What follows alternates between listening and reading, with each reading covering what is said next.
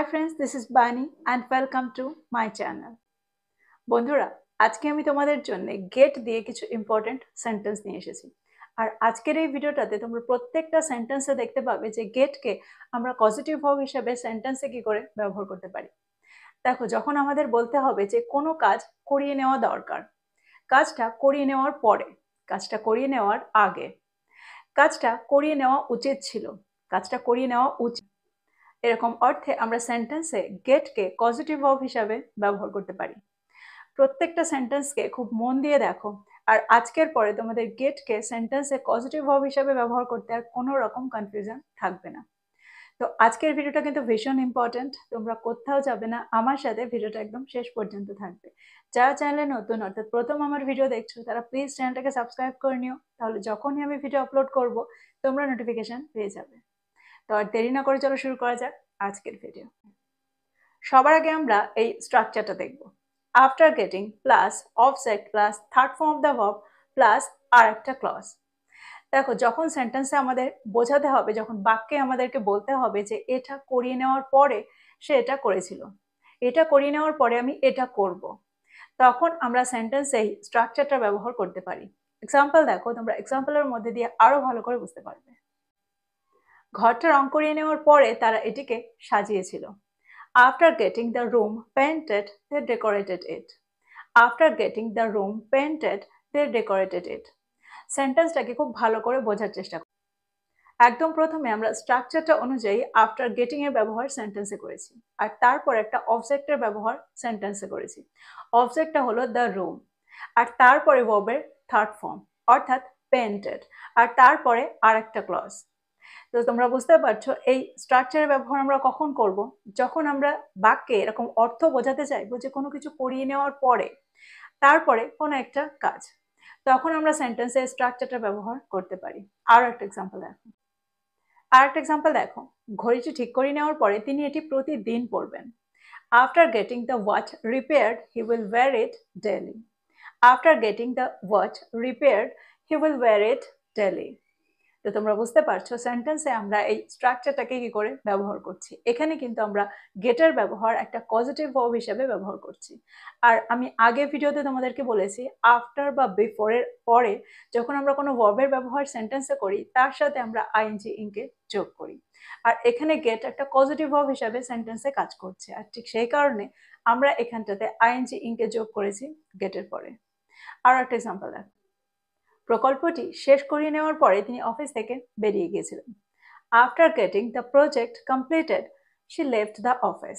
After getting the project completed she left the office. তো এই সেন্টেন্সগুলোর মধ্যে দিয়ে আমার মনে হয় তোমরা বুঝতে পারলে সেন্টেন্সে আমরা স্ট্রাকচারটাকে কি করে ব্যবহার করছি, আর এখানে আমরা গেটকে ঠিক কোন অর্থে ব্যবহার করছি। দেখো, সেন্টেন্সে আমরা এখানে গেটকে একটা পজিটিভ ভার্ব হিসাবে ব্যবহার করছি। আর পজিটিভ ভার্ব কাকে বলা হয়? যখন কেউ কোনো একটা কাজ অন্য কাউকে দিয়ে করিয়ে নেয়, তখন আমরা সেন্টেন্সে পজিটিভ ভার্বের ব্যবহার করি। কোনো একটা কাজ কাউকে দিয়ে করিয়ে নেওয়া দরকার, কোনো একটা কাজ কাউকে দিয়ে করিয়ে নেওয়া হয়েছে বা করিয়ে নেওয়া হবে, এরকম অর্থে আমরা সেন্টেন্সে পজিটিভ ভার্বের ব্যবহার করে থাকি। আর এখানেও এই সেন্টেন্সগুলো ঠিক সেরকম অর্থেই ব্যবহার করা হচ্ছে। এবার আমরা দেখব পরেরটা। দেখো, একই স্ট্রাকচার আছে, অর্থাৎ আমরা আগে যে স্ট্রাকচারের ব্যবহার করেছি এখানেও আমরা সেই একই স্ট্রাকচারের ব্যবহার করব, শুধু আফটারের জায়গায় বিফোরের ব্যবহার আমরা এখানে করব। অর্থাৎ যখন আমাদের বাক্যে বলতে হবে যে কোনো কিছু করিয়ে নেওয়ার আগে, তখন আমরা সেন্টেন্সে স্ট্রাকচারের ব্যবহার করতে পারি।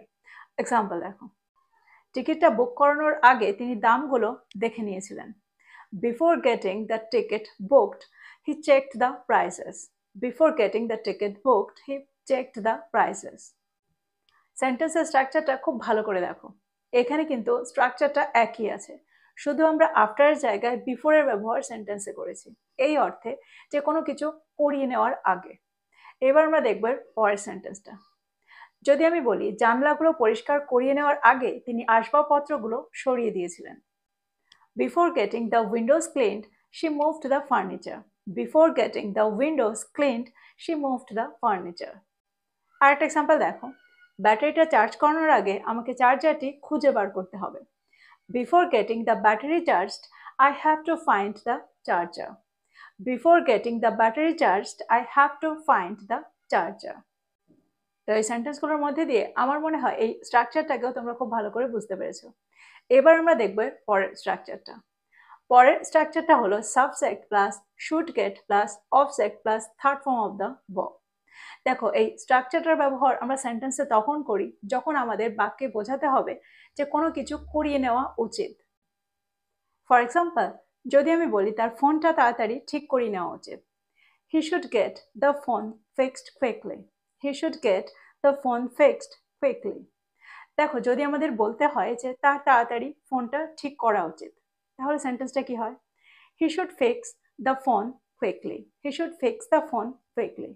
কিন্তু যখন আমাদের বলতে হয় যে তাকে তাড়াতাড়ি ফোনটা ঠিক করিয়ে নেওয়া দরকার, তখনই কিন্তু আমরা সেন্টেন্সে গেটের ব্যবহার করি। আরেকটা এক্সাম্পল দেখো, অনুষ্ঠানটির আগে তাদের জানালাগুলো পরিষ্কার করিয়ে নেওয়া উচিত। They should get the windows cleaned before the event. They should get the windows cleaned before the event. তো এই সেন্টেন্সগুলোর মধ্যে দিয়ে তোমরা বুঝতে পারলে সেন্টেন্সে আমরা স্ট্রাকচারটাকে কি করে ব্যবহার করছি। যখন আমাদের বোঝাতে হবে বাক্যে যে কোনো কিছু করিয়ে নেওয়া উচিত, তখন আমরা সেন্টেন্সে এই স্ট্রাকচারটা ব্যবহার করতে পারি। এবার আমরা দেখব পরেরটা। আচ্ছা, যদি আমরা বলি যে কোনো কিছু করিয়ে নেওয়া উচিত ছিল, তখন আমরা কোন স্ট্রাকচারের ব্যবহার সেন্টেন্সে করতে পারি? এবার আমরা সেটা দেখব। শুধু আমরা শুড গেটের জায়গায় শুড হ্যাভ গটের ব্যবহার সেন্টেন্সে করব। অর্থাৎ পুরো স্ট্রাকচারটা কি হবে? Subject plus should have goat plus object plus third form of the verb. যদি আমি বলি ভ্রমণের আগে তার গাড়িটি মেরামত করিয়ে নেওয়া উচিত ছিল, he should have got the car repaired before the trip. He should have got the car repaired before the trip. তাদের আগে টিকিটগুলো বুক করিয়ে নেওয়া উচিত ছিল। They should have got the tickets booked earlier. They should have got the tickets booked earlier. তো তোমরা বুঝতে পারছো কত সহজেই আমরা স্ট্রাকচারটার ব্যবহার সেন্টেন্সে করতে পারি, এই অর্থে যে কোনো কিছু করিয়ে নেওয়া উচিত ছিল।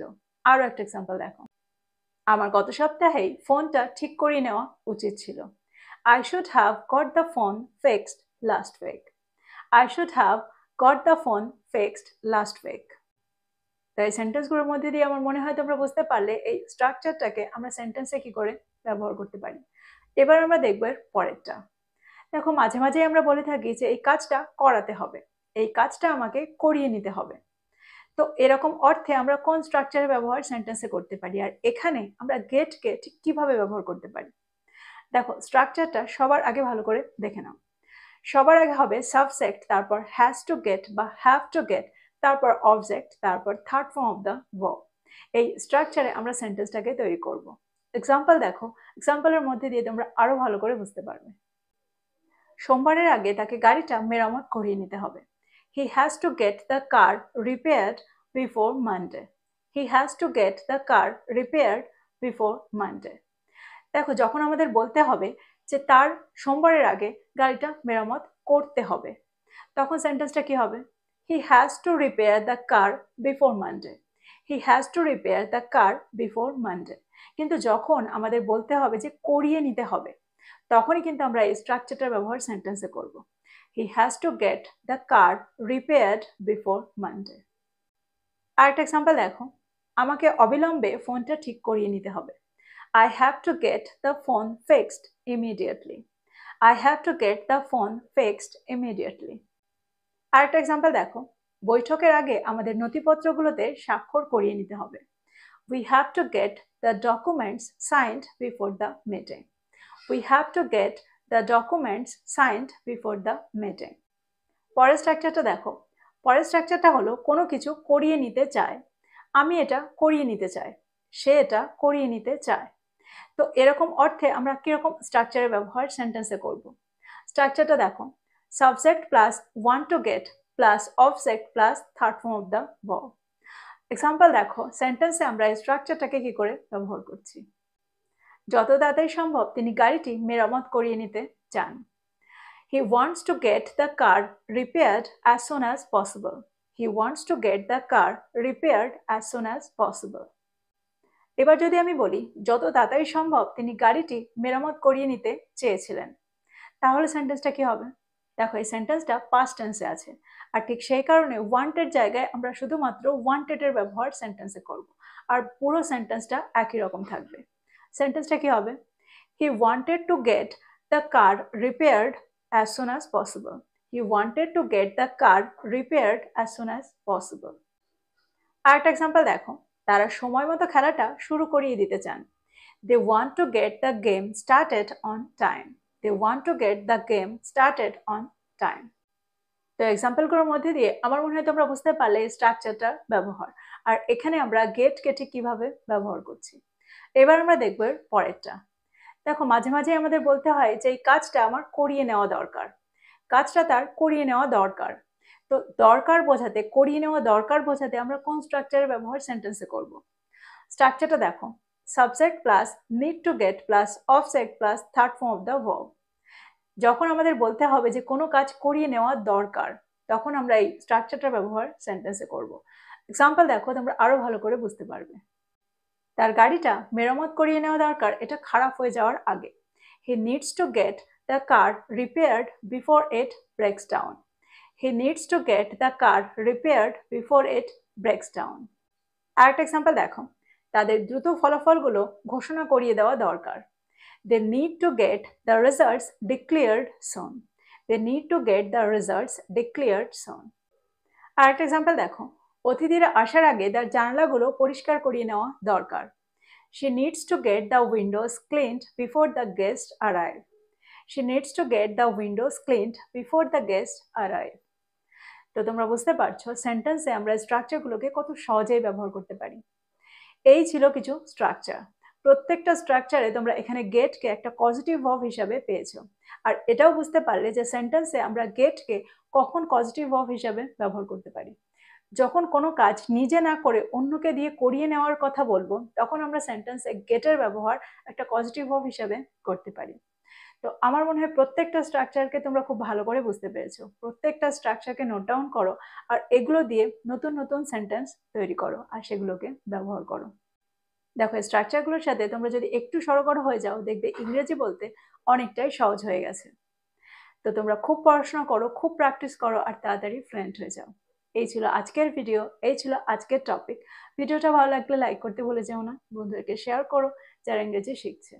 So this is all about today. I will be back with another video. Till then, take care. Thank you for watching this video. Bye bye.